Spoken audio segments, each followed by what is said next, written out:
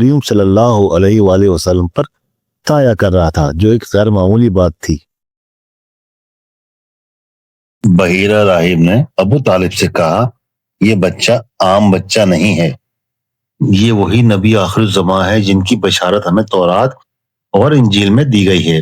میں تمہیں نصیحت کرتا ہوں کہ انہیں دشمنوں، خاص طور پر یہودی علماء سے بچا کر رکھنا، کیونکہ اگر انہوں نے ان کی حقیقت جان لی تو وہ آپ صلی اللہ علیہ وآلہ وسلم کو نقصان پہنچانے کی کوشش کریں گے۔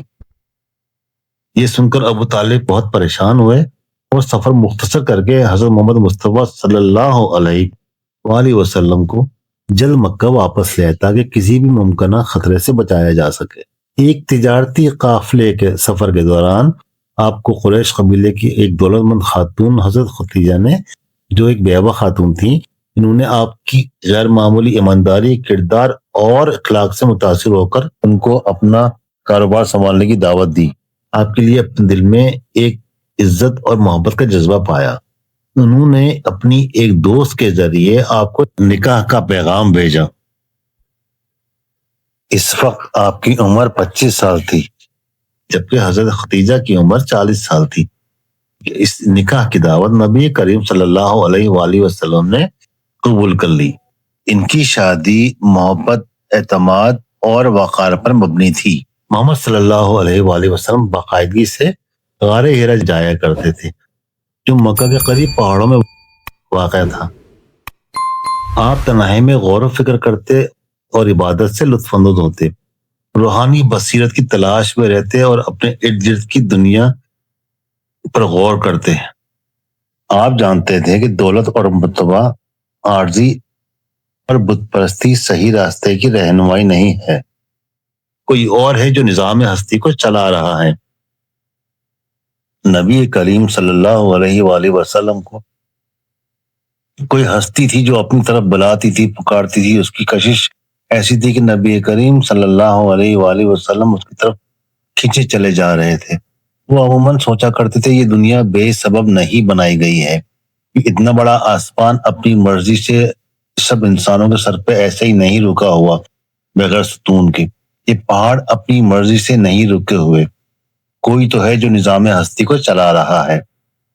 یہ وہ چیز تھی جو ہمارے نبی کریم صلی اللہ علیہ وآلہ وسلم کو بےقل اور بے چین کیے رکھتی تھی۔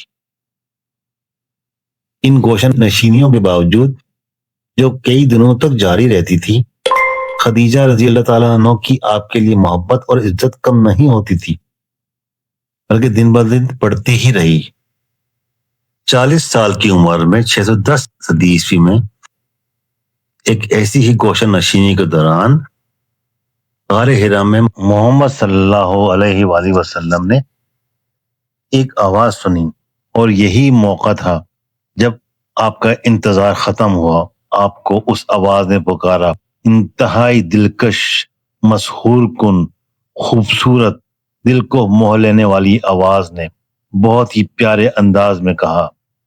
نبی کریم صلی اللہ علیہ وآلہ وسلم کو اندازہ ہو گیا تھا یہ کسی جاننے والے کی آواز نہیں ہے، اور ان کو یہ بھی اندازہ ہو گیا تھا یہ کسی انسان کی آواز بھی نہیں ہے، بلکہ اللہ رب العزت کو ہمارے نبی پہ پیار آ گیا ہے۔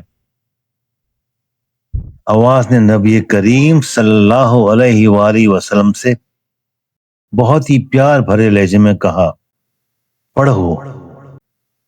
نبی کریم صلی اللہ علیہ وآلہ وسلم نے فرمایا، میں پڑھنا نہیں جانتا۔ آواز نے پھر کہا، پڑھو، اور آپ کا جواب اس بار بھی وہی تھا۔ آواز نے تیسری بار کہا، اقرأ باسم ربک الذی خلق